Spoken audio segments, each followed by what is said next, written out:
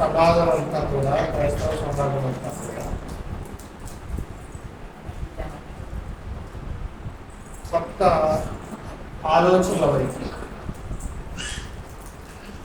నడుస్తుంది. ఏంటి ఆలోచన అంటే కనుక యెరూషలేము మూడవ మందిరం.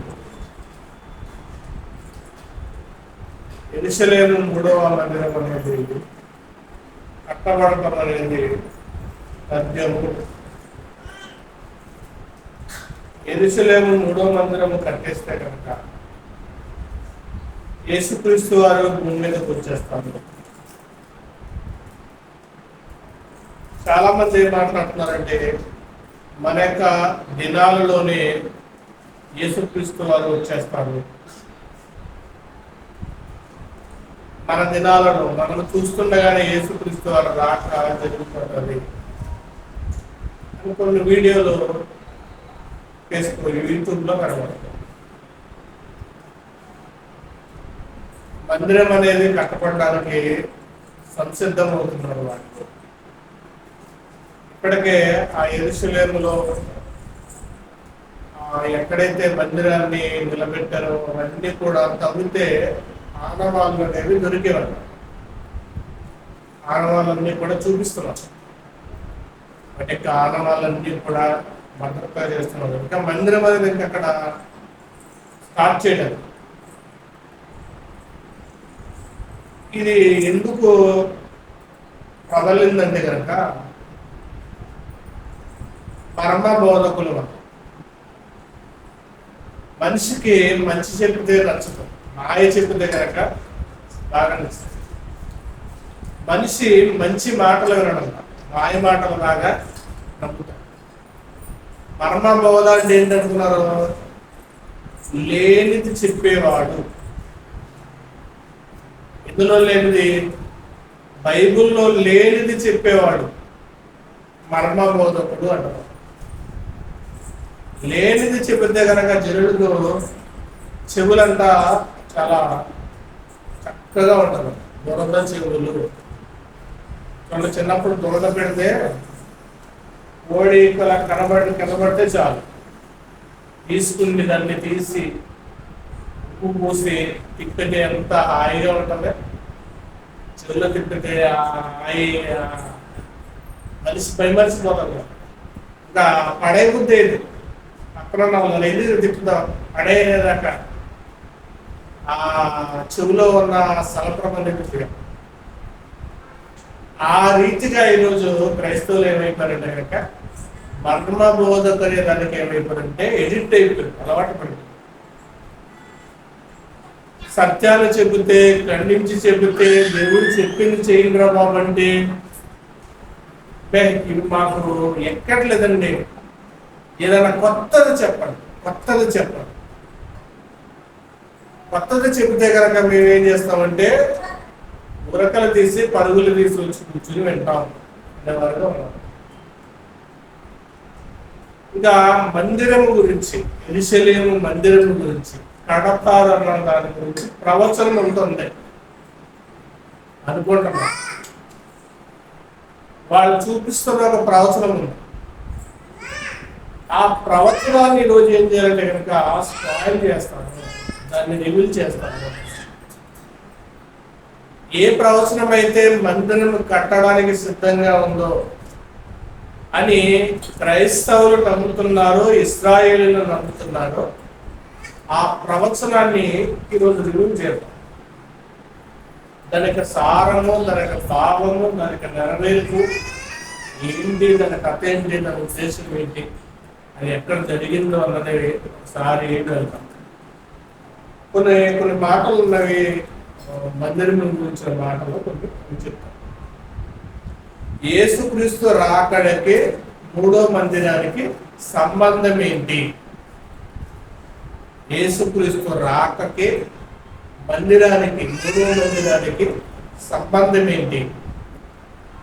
యేసుక్రీస్తు వారు వచ్చేస్తారని ఏమైనా మందిరానికి సంబంధించిన సూచనలు క్రొత్త నిబంధనలో ఏమైనా ఉన్నాయా? ఉన్నవా? ఒకవేళ ఉంటే అపోస్తులు ఏమైనా వాటిని బలపరిచారా? అపోస్తులు చెప్పాలి కదా, అపోస్తులు వాటిని ఆమోదించాలి. అపోస్తులు ఏమైనా వాటిని మందిరం కట్టడానికి ఏమైనా ఆమోదించారా? నేను తీసిన ఈ మందిరం గురించి తీసిన ప్రశ్నలు. ఇంకా నేటి క్రైస్తవులు యూదులను మాదిరిగా తీసుకోవచ్చా? నేటి క్రైస్తవులు యూదుల మీద ప్రేమను వలపు చేస్తున్నారు. ఆ రోజేమో యేసుక్రీస్తు వారిని చంపడానికి సిద్ధపడ్డారు. యేసుక్రీస్తు వారిని నమ్మల.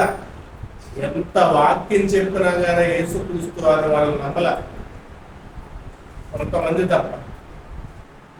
ఆ శాస్త్రులు, పరిచయులు, ధర్మశాస్త్ర ఉపదేశకులు ఎవరో కూడా యేసుక్రీస్తు వారిని నమ్మల.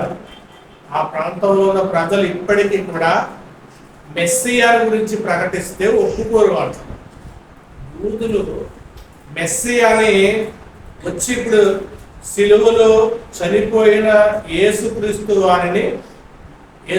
వారిని యూదులు నమ్మరు. మరి అలాంటి యూదులను నేటి క్రైస్తవులు మాదిరిగా తీసుకోవచ్చా? ఇంకా బలి అనేది ఇప్పటికీ ఉన్నాయి. బలి అర్పణలు అనేవి ఇప్పటికీ జరుగుతున్నాయా? జరిగించాలి. ఇప్పుడు రెడ్ ఐ ఫ్లాగ్ ఎర్రని ప్రయాణం నువ్వు తీసుకుని వచ్చే వాళ్ళొక ప్రత్యేకమైన చోటు పెట్టి వాటిని పోషిస్తున్నారు బలివ్వడానికి. అసలు ఆ బలివ్వడానికి ఇప్పుడు ఏమైనా అవకాశం ఉందా? ఇంకా యూదులకు మందిరం అసలు ఎందుకు కట్టాలి? యూదులు అసలు మందిరం ఎందుకు కట్టాలి? కట్టాల్సిన అవసరం ఏంటి? ఇంకోటి, యేసుక్రీస్తు వారు మందిరం అంటే ఇష్టమా, ప్రేమ, అభిమానమా? యేసుక్రీస్తు వారికి మందిరం అంటే ఇష్టమా, అభిమానమా, ప్రేమ? నా మందిరంలో దొంగల బృహగా చేసింది అని అక్కడ ఉన్న వాళ్ళందరినీ రాళ్లతో, కొరడాలతో పేని తరిమి అక్కడ ఉన్న కళ్ళలో పడగొట్టి చేసి నా ఇంటిని గురించిన ఆసక్తి నన్ను వర్షించుతున్న యేసుక్రీస్తు వారు మందిరం మీద ప్రేమతో మాట్లాడారా? దేని గురించి ఆయన మాట్లాడాల్సి వచ్చింది? ఈ మందిరాన్ని కట్టని 3 దినాల్లో లేపుదును అన్న భావాన్ని బట్టి కదా యూదులు యేసుక్రీస్తు వారిని సిలువ వేసింది. ఈ ప్రశ్నలకు సమాధానం అనేది చెప్పాలి. అయితే ఈరోజు యూదుల గురించి యెరూషలేము మందిరము కట్టడానికి ఉన్న ఆ ప్రవచనం ఏంటో, దాని యొక్క సంగతి ఏంటో చూద్దాం రండి. జకర్యా గ్రంథం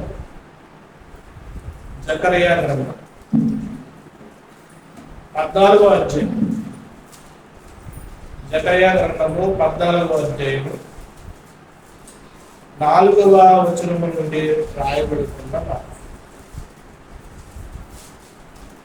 4వ వచనం నుండి రాయబడుతున్న మాట.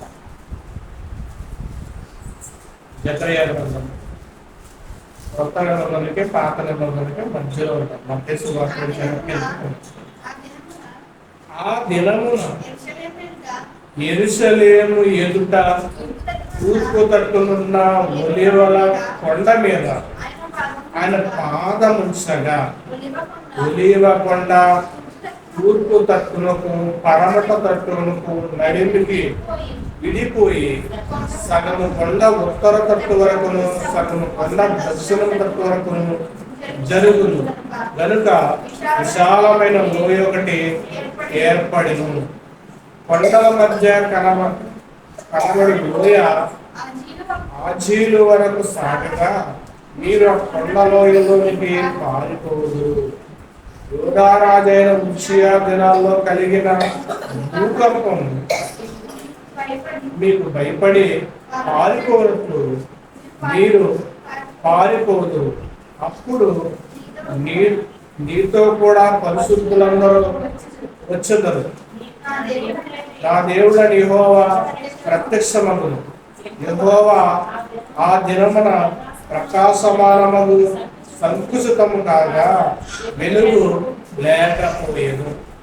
ఇదండి, ఇది యెరూషలేము మూడవ మందిరము కట్టడానికి ఇశ్రాయేలు తీసుకుంటున్న ఉద్దేశము. నేను క్రైస్తవులకి నా చిన్ననాటి నుండి కూడా బోధించిన ఉద్దేశం కూడా ఇదే. యేసుక్రీస్తు వారు దేవాలయం కట్టగానే యెరూషలేము తూర్పు తట్టున్న ఒలీవల కొండ మీదకు ఆయన పాదం పెట్టగానే ఆ కొండ నడుమికి పగిలిపోతుంది. అప్పుడు యేసుక్రీస్తు వారు రాకడది. అది ఎప్పుడు జరుగుతుందంటే మందిరం కట్టినప్పుడు. మందిరం కట్టడానికి ఏం కావాలంటే ఎర్రని పెయ్యి కావాలి, దోషమైన ఎర్ర పెయ్య, మత్సలేనిది. సంఖ్యాకాండంలో చెప్తాడు. దోషమైన ఎర్రని పెయ్యి కావాలి. ఎవరు దాని మీద ఎక్కకూడదు, దాని మెడకు తాడు కట్టకూడదు. ఆ పేయకు ఏదైతే జరిగిందో ఆ సాదృశ్యం అంతా కూడా యేసుక్రీస్తు వారు సిలువలో అనుభవించారు. ఎర్రని పెయ్యను ఎందుకు ఆ రోజు బలిచ్చారు, ఎందుకు అది నిర్దోషమైన ఉండాలో, ఎందుకు ఒక నల్ల వెంటికి మత్స లేకుండా ఉండాలో, అలాంటి మత్స లేకుండా నిర్దోషమైన వాడిగా బలిగా యేసుక్రీస్తు వారు చనిపోయారు. దానికి సాదృశ్యం అంటే సింబాలిక్, దానికి ఛాయగా చూపించడానికి ఇశ్రాయేల్ యొక్క మైండ్లో మనస్సులో ఇది బలి అనేది రానున్న రోజుల్లో యేసుక్రీస్తు వారి సాదృశ్యం మీరు చూడండి, బాహ్యంగా చూడండి అనడానికి యేసుక్రీస్తు వారు దేవుడు దాన్ని ఏర్పాటు చేశారు. ఇప్పుడు దానికి బలి నివారణ అనేది జరగడానికి బలి చేర్చార్పణలు అన్నింటినీ కూడా దేవుడు ఏం చేశాడంటే ఆపేశాడు. యేసుక్రీస్తు వారు భూమి మీదకి మొదటి రాకడతో, మరియు గారి గర్భాలను జన్మించేది మొదటి రాకడ. ఆ మొదట రాకడతో ఒక బలి అనే స్వేచ్ఛార్పణలు అనేది, ఇంకా వేడాది బలి, నిర్దోష బలి అని ఇంకా లేవు. ఎందుకంటే ఆయన ఒక్కసారే బలి అవ్వడం చేత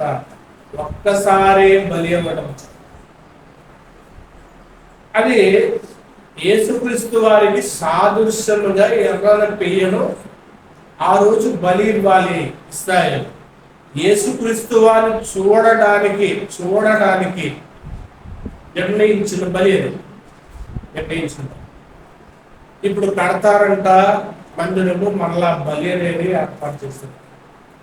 బలి ఇచ్చిన వెంటనే స్టార్ట్ చేస్తారు, ప్రారంభిస్తారు.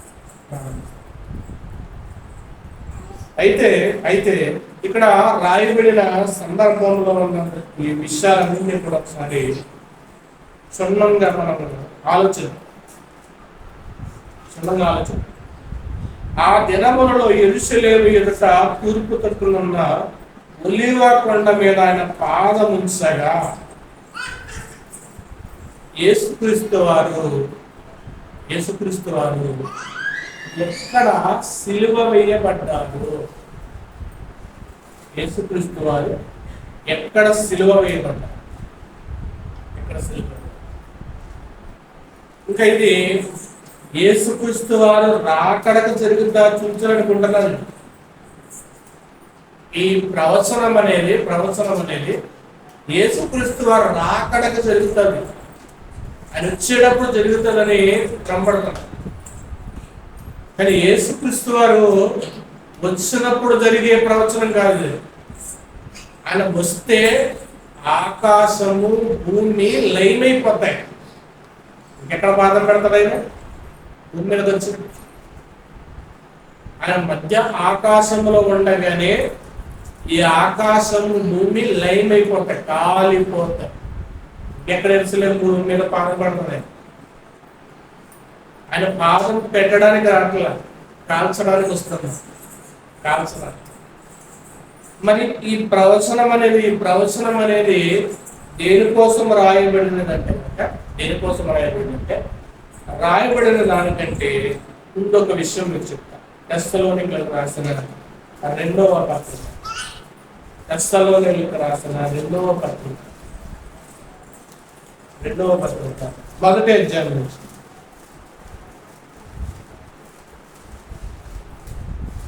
తెస్సలోనికీయులకు రాసిన రెండవ పత్రిక మొదటి రెండో అధ్యాయం మొదటి సహోదరులారా, ప్రభు దినమిప్పుడే వస్తున్నట్టుగా ఆత్మ వలనైనను మాట వలనైనను నా యొద్ద నుండి వచ్చినదని చెప్పిన ప్రతి మాట వలనైనను ఎవడైనా చెప్పిన మీరు త్వరపడి సంచల మనసుకులు కాకుండా వలనని బెదరకుండా వలనని మన ప్రభువైన యేసుక్రీస్తు రాకడను బట్టి మనము ఆయన ఎదుట కూడుకులను బట్టి మిమ్మల్ని వేడుకుంటున్నాము. యేసుక్రీస్తు దినం ఇప్పుడే వచ్చేస్తుంది అని అంటే బెదిరిపోకండి, కంగారపడకండి. ఇప్పుడు మరలా జకర్యా గ్రంథానికి వచ్చాం. ఇప్పుడు ఇక్కడ ఒక మాట మనకు, ఆ దినములలో యెరూషలేము ఎదుట తూర్పు తట్టునున్న ఒలీవల కొండ మీద ఆయన పాదముంచగా, ఒలీవల కొండ మీద ఆయన పాదముంచగా, ఒలీవల కొండ ఆయన పాదముంచగా, ఒలీవల కొండ తూర్పు తట్టుకు ఎడమ తట్టుకు నడిమికి విడిపోయి సగమ కొండ ఉత్తర తట్టుకును సగమ కొండ దక్షిణ తట్టుకు సాగక జరుగును కనుక విశాలమైన లోయ అనేది ఏర్పడ్డది. ఎప్పుడు నడిమికి పగిలిపోయిందంటే లోకాగా రాసిన సువార్త త్వరగా బైబిల్ తీయండి. లోకా సువార్త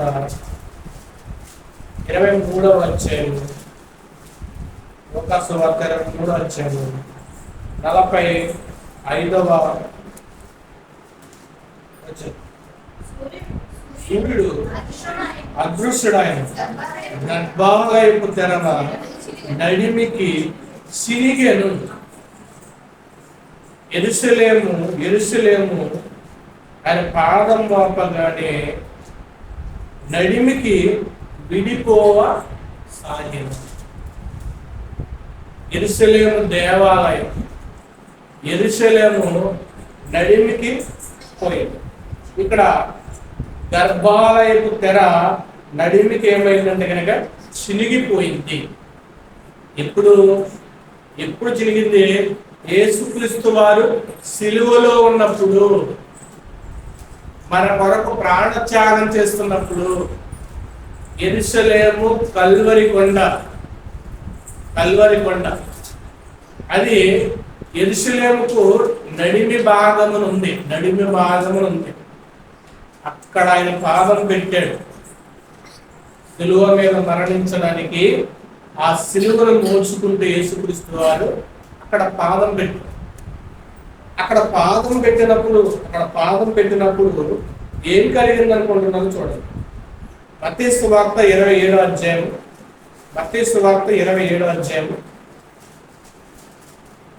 51వ వచనం. మత్తయి సువార్త 27:51.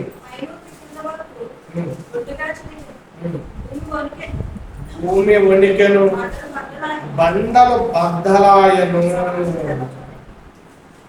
భూమి వణికింది, బండలు ఏమైనాయంటే అక్కడ బద్దలైపోయింది.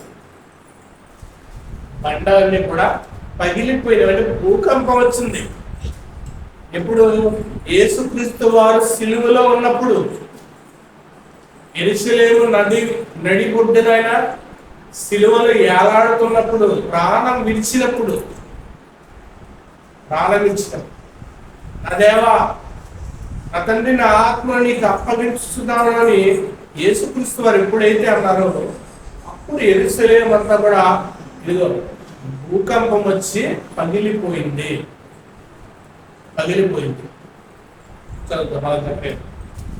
ఆ దినమన యెరూషలేము ఎదుట తూర్పు తట్టున ఉన్న ఒలీవ కొండ ఆయన పాదముసగా ఒలీవ కొండ తూర్పు తట్టునకు పడమ తట్టునకు నడిమికి విడిపో సగం కొండ ఉత్తర తట్టునకు సగం కొండ దక్షిణ తట్టుకు జరుగుగా ఒక విశాలమైన లోయ ఒకటి ఏర్పడ్డది. లోయ ఏర్పడిందంటే నడుమికి పగిలిపోయింది అన్నమాట. అప్పుడు ఏమవుతుంది? భూకంపం వస్తే నడిమికి ఒక లోయే కనబడుతుంది. భూకంపం వచ్చినప్పుడు ఏం కనబడుతుంది? అక్కడ గాడి. మొన్న అక్కడ కాలంలో ఉన్నప్పుడు ఇక్కడ నుంచి అవతల దాకా ఏమైందంటే గాడి ఇచ్చేస్తుంది. అలా నెరవిడి చేసి సగం లాగేసింది కావాలి. చాలా కొంతగా ఏర్పడింది. అక్కడ నేను వాటర్ సర్వీసింగ్ పెడితే మొత్తం లాగేస్తుందని ఏం చేశారంట, మానేశారు. వాటర్ తీసేసారు. ఒక లోయ ఏర్పడుతుంది, గాడి వచ్చేస్తుంది. చిన్నగా తవ్వుతేనే అంత గాయ ఏర్పడినప్పుడు మరి భూకంపం కలిగితే కనుక ఒక లోయగానే కనపడుతుంది. లోయ ఎప్పుడు? యేసుక్రీస్తు వారు సిలువలో చనిపోయినప్పుడు ఒలీవ కొండ తూర్పు తట్టు పడమట తట్టుకు నడిమికి విడిపోయి సగం కొండ ఉత్తర తట్టుకు సగం కొండ దక్షిణ తట్టుకు జరుగుతుంది కనుక విశాలమైన ఒక లోయలేదు ఏమైందంటే కనుక ఏర్పడ్డది. లోయ ఏర్పడ్డది. తర్వాత కొండ మధ్య కనబడ లోయ ఆజీరు వరకు సాగెను. వీరు ఆ కొండలోయలోనికి పారిపోదు. చాలా మంది అక్కడ భూకంపం వచ్చినప్పుడు ఏం చేస్తారంటే పారిపోయేది. మొన్న ఇశ్రాయేలీయులు దాడి చేశారు, బాంబులు దాడి చేస్తే పక్కనే న్యూస్ కవరేజ్ చేసే ఒక స్టూడియో ఉన్నది, ఇంటర్నేషనల్ న్యూస్ ఛానల్. అందులో ఆమె న్యూస్ చెప్తుంది. ఆ న్యూస్ చెప్తుండగానే అక్కడ బాంబు వేసినప్పుడు ఆ బాంబుకున్న సౌండ్కి ఆమె భయపడి పరుగులు ఎత్తేస్తుంది. లైవ్ జరుగుతున్నది. ఇప్పుడు అక్కడ ఆ భూకంపం కలిగినప్పుడు జనాలు ఏం చేస్తారు? పరుగులు తీసేస్తారు, ఎవరు ఉండరు. మరి యేసుక్రీస్తు వారు వస్తే పరుగులు తీస్తాకే ఉండదు. ఆయన నోటి ఊపిరి చేత అపవాదిని సంహరించిన తర్వాత ఆకాశము, నక్షత్రాలు, అందరి శక్తులన్నీ కదిలిపోయి భూమి మీద పడతాయి. అప్పుడు యేసుక్రీస్తు వస్తే ఆకాశం అందరి శక్తులు వచ్చి భూమి మీద పడతాయి. భూమి ఇంకా తప్పడైపోతుంది. ఎందుకంటే భూమి కంటే 1000 రెట్లు ఎక్కువ కదా గ్రహాలు అన్నీ కూడా, సూర్యుడు చెందడానికి. మరి భస్మం అయిపోతుంది. భూమి అంతా కూడా ఏమవుతుందంటే బూడిద అయిపోతుంది. సూర్యుడు పడినప్పుడు ఏదైనా కాలిపోతుంది కదా, బూడిద అయిపోతుంది. మరి ఇది యేసుక్రీస్తు వారు సిలువలో మరణించడానికి ముందుగా జక్రియా గారు ప్రవచించిన ప్రవచనం. జక్రియా గారి యేసుక్రీస్తు వారు రాకడ కొరకు, మొదటి రాకడ గురించి కూడా, గాడిద మీద వస్తాడని, ఇవన్నీ ఇప్పుడు చాలా ప్రవచనాలు ఉన్నాయి. కానీ యేసుక్రీస్తు వారు ఉన్న దినాల గురించి చెప్పబడిన ప్రవచనాలు. కొండలలో పారిపోదు, విజయ దినాల్లో కలిగిన భూకంపము, మీరు భయపడి పారిపోనట్టు మీరు పారిపోదురు. అక్కడ నీతో కూడా పరిశుద్ధులందరూ వచ్చినారు. ఇక్కడ మెలేజ్ అప్పుడే పరిశుద్ధులు నిలిచి వస్తారన్నారు కదా. మన్నైనది మనిషికి చేరిపోతుంది. ఒక్కసారిగా టెస్ట్లోనికి రాసిన పత్రికలో ఇదిగో పరిశుద్ధులైన వారు లేస్తారు. నిద్రించిన వారి గురించిన ఆ వార్త మీకు తెలియకుండా నాకు ఇష్టం లేదు, కానీ ఇదిగో మృతులైన వారు మొదట లేస్తారు. మృతులైన వారు మొదట లేస్తారు, అప్పుడే లేస్తారు అని కూడా. అయితే యేసుక్రీస్తు వారు చనిపోయినప్పుడు సమాధులు బద్దలయ్యి పరిశుద్ధులు కొందరు ఏం చేశారంటే బయటకు వచ్చారు. సమాధుల నుండి పారిపోయిన వారు ఎవరంటే కనుక ఒక మాట, మార్క్సు వార్త 16 మార్క్సు వార్త 16 వారు బయటకు వచ్చి విస్మయం చెంది వణుకుచు సమాధి నుండి పారిపోయి. వారు ఏం చేస్తారంటే పారిపోతారని ఉంది కదా.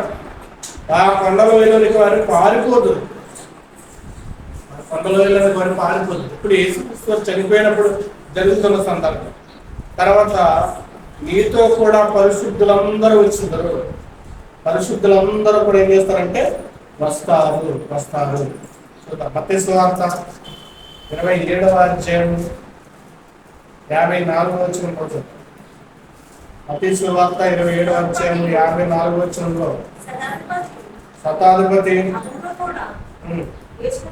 శతాధిపతి అతనితో కావలి ఉన్న వారందరూ యేసుని కావలి ఉన్న వారు భూకంపము జరిగిన కార్యమన్నిటిని చూసి మిక్కిలి భయపడి నిజముగా ఆయన దేవుని కుమారుడని చెప్పుకున్నారు. ఏం చేశారంటే వాళ్ళు భూకంపం కలిగింది కాబట్టి దేవుని కుమారుడు అంత లోయ ఏర్పడడానికి ఏమైందంటే కనుక యేసుక్రీస్తు వారు చనిపోయినప్పుడు భూకంపం వచ్చింది.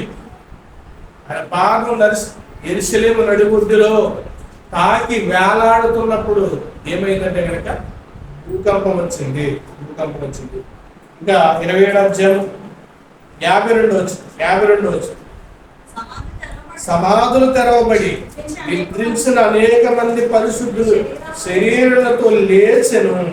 వారు సమాధిలో నుండి బయటకు వచ్చి ఆయన లేచిన తర్వాత పరిశుద్ధులు ఆ పట్టణంలో ప్రవేశించి అనేకులకు కనబడ్డారు. అంటే అనేకులకు కనబడ్డారు. వాళ్ళు పరిశుద్ధులు లేవటం, చనిపోయి లేవటం అని పరిశుద్ధులు లేచి ఏం చేస్తారంటే కనబడ్డారు. మరి ఇక్కడ ఏం చెప్తున్నారు? 5వ వచనంలో చూడండి. భూకంపం కలిగి భయపడి మీరు పారిపోయినందుకు అప్పుడు మీతో కూడా పరిశుద్ధులు వచ్చేదారు. నా దేవుడని యెహోవా ప్రత్యక్షమగును. శిష్యులకి ఉన్న అనేకులకు మగ్దలేని మరియకు దేవుని ప్రత్యక్షమయ్యాడు. దేవుడు ప్రత్యక్షమయ్యాడు. యేసుక్రీస్తు వారు ప్రత్యక్షమయ్యారు. అనేకులకు కనబడ్డారు, అనేకులకు అగపడ్డారు. అటు పరిశుద్ధులు కనబడ్డారు. ఇప్పుడు యేసుక్రీస్తు వారు వాళ్ళకి ఏమయ్యారంటే తిరిగి లేచిన తర్వాత వాళ్ళందరికీ కనపడ్డారు. పరిశుద్ధులు అనేకులకు కనపడ్డారు. ఆయన లేచిన తర్వాత పరిశుద్ధులు పట్టణంలో ప్రవేశం అనేకులు కనపడ్డారు. ఎందుకు కనబడాల్సి వచ్చింది? ఈయన దేవుడు కుమారుడు, ఈయన దేవుడు. మీరు నమ్మలేదు కదా, మీరు సిలువ వేస్తారు కదా, మీరు ఈయన చంపారు కదా, మీరు చంపారు కదా, మీరు ఈయన లేచాడు అని అనేకులకి కనబడి వాళ్ళకి ఏం చేశారంటే సాక్షార్థంగా చూపించారు. యేసుక్రీస్తు వారిని నమ్మలేదు కాబట్టి ఇది ఈయన దేవుడు పంపగా వచ్చిన దేవుని కుమారుడు యేసుక్రీస్తు వారు అని అనేకులకు చూపించారు. అనేకులకు సాక్ష్యం కనపరిచారు. పట్టణంలో ప్రవేశించి అనేకులకు అందుకు అగపడవలసి వచ్చింది. అందుకు చనిపోయిన వారు సమాధిలో నుండి లేవలసి వచ్చింది. యేసుక్రీస్తు వారు 3 దినాలు సమాధిలో ఉంటే వీళ్ళని లేచి వెళ్ళి అక్కడ ఉన్న ప్రజలకు కనబడి దేవుని దేవుని యొక్క ప్రత్యక్షతను కనపరిచి దేవుని యొక్క వైపు దృఢపరిచాడు. అందుకే అందుకే యేసుక్రీస్తు వారు లేస్తారన్న మగ్దలేన మరియ, వెలుగు మరియ సుగంధ ద్రవ్యములు తీసుకుని వెళ్ళిపోయారు. లేస్తాడు. ఈ ప్రవచనం అంతా, జకర్యా గ్రంథంలో ఉన్న ప్రవచనం అంతా యేసుక్రీస్తు వారు సిలువలో చనిపోయినప్పుడు జరగాల్సింది జరిగిపోయింది. జరగాల్సింది అని జకర్యా గారు రాశారు. జరిగింది అనేది యేసుక్రీస్తు వారు మత్తయి, మార్కు, లూకా గారు దాన్ని ఏం చేశారంటే వివరించారు. పాత నిబంధనలో ఉన్నదా ఆ వాడుక భాష లేదా అక్కడ ఉన్న సిచ్యువేషన్ అంతా కొత్త నిబంధనలో అది ఏమవుతుందంటే ఎక్సెన్స్, అంటే అది ఏమవుతుందంటే నూతనం అవుతుంది. కొంచెం రాస్తే కనుక దానికి పర్ఫెక్ట్ అంతా కూడా ఎక్కడ కనపడుతుంది అంటే కొత్త నిబంధనలో కనపడుతుంది. ఇది పాత నిబంధన అంటే కదా అసంపూర్ణమైనది, కొత్త నిబంధన సంపూర్ణమైనది, సంపూర్ణము చేయబడింది. నీతో కూడా పరిశుద్ధులు వచ్చేదరు, వారు నా దేవుడు అయిన యెహోవా వారికి ప్రత్యక్షమవుతుంది. యేసుక్రీస్తు వారి శిష్యులకు అనేకులు కనబడ్డారు. తర్వాత యెహోవా నిర్మల ప్రకాశమానమని సంకుచితముగా వెలుగు లేకపోయేది. వెలుగు లేక ఈ అధ్యాయం అంతా కూడా కింద నుంచి చదువుకుంటే వెళ్ళాలి, కింద నుంచి చూసుకుంటారు. అప్పుడు సంకుచితం అనేది ఎక్కడ జరిగింది? యేసుక్రీస్తు వారు సిలువ వేసినప్పుడు చీకటి అయింది కదా. ఆ దినమున ప్రత్యక్షమైనది గాను ఉండదు. అది యెహోవాకు తెలియబడిన దినము, పగలు కాదు రాత్రి కాదు. పగలు కాదు రాత్రి కాదు, అస్తమయ కాలమున వెలుగులు కలుగును. ఎక్కడ జరిగింది? మత్తయి సువార్త 27వ అధ్యాయము, మత్తయి సువార్త 27వ అధ్యాయము 45వ వచనం.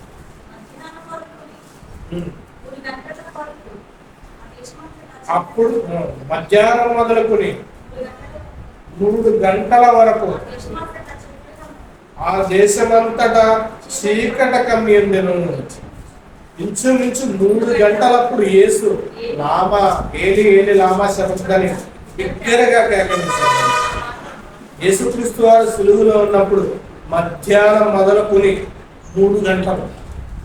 మధ్యాహ్నం అంటే 18, 3 గంటలు అంటే 1 గంట 2 3 అవుతుంది. 3 గంటలు. 3 గంటలు చీకట పడిపోయిందంటే మధ్యాహ్నం నుంచి 3 వస్తే సాయంత్రం వచ్చేస్తుంది, సాయంకాలం వచ్చేస్తుంది. సందడిపోతుంది అట్లా, సందడిపోతుంది. అక్కడ దేశం అంతా కూడా చీకట కమ్మింది. ఇంచుమించు 3 గంటలైనప్పుడు చీకట కమ్మేసింది. ఇక్కడ ఏమన్నా ఏర్పడుతుంది?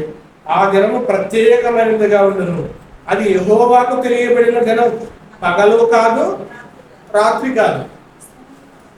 పగలో మిట్ట మధ్యాహ్నం.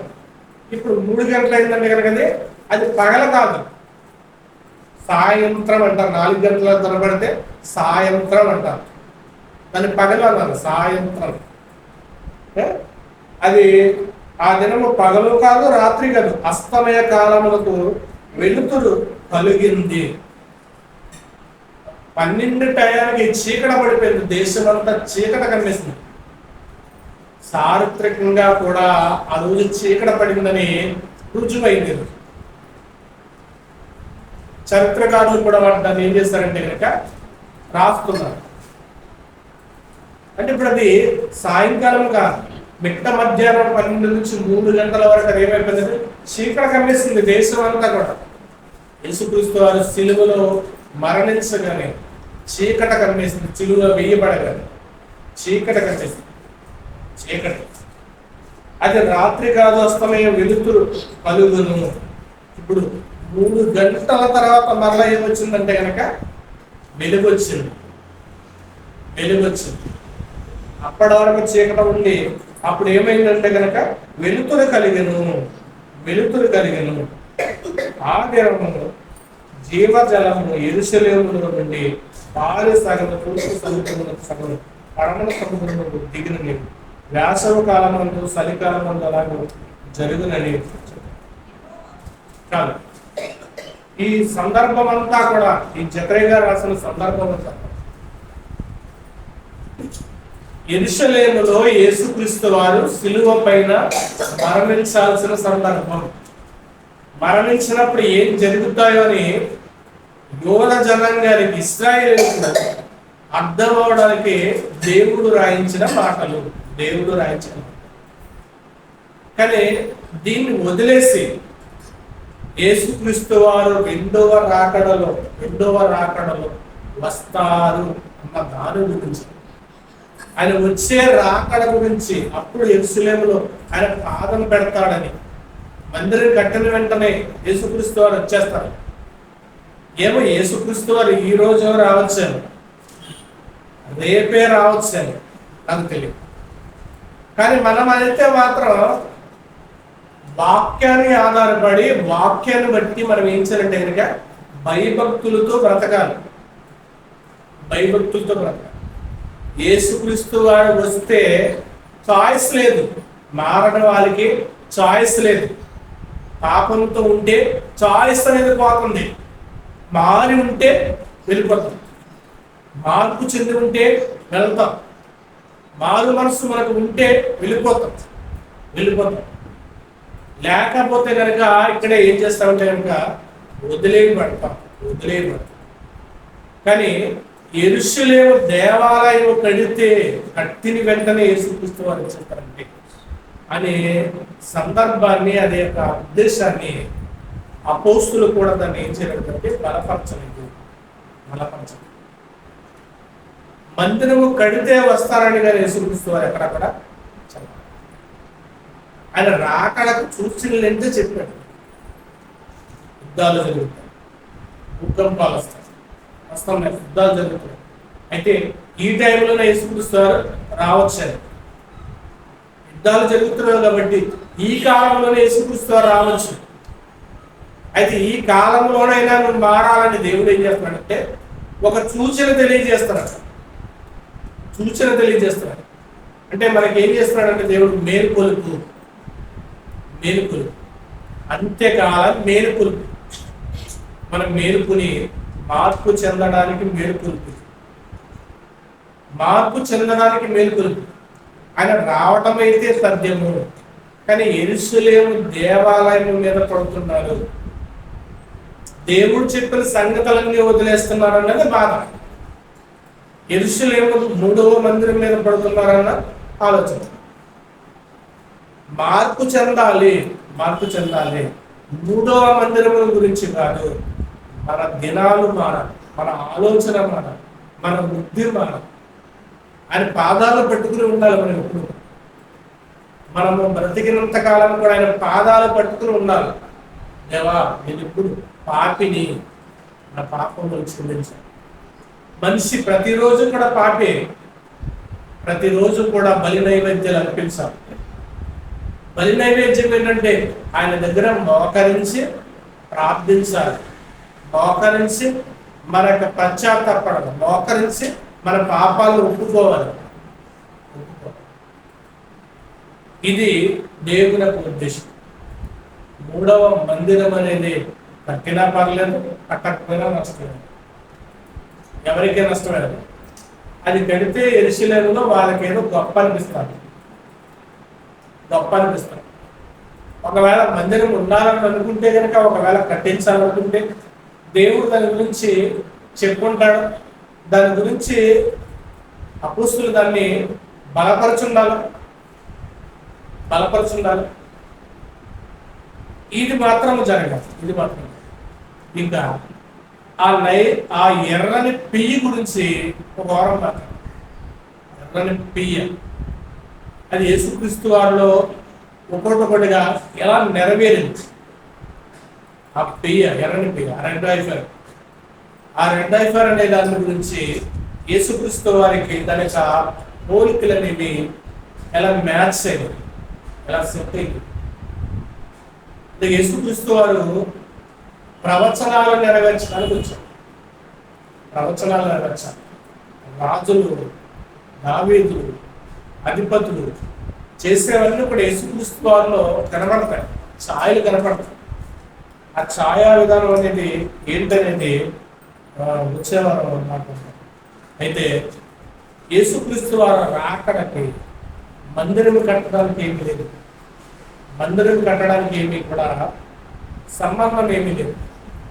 యేసుక్రీస్తు వారు రాకకి యుద్ధాలు జరుగుతాయి, కరువులు వస్తాయి, భూకంపాలు వస్తాయి,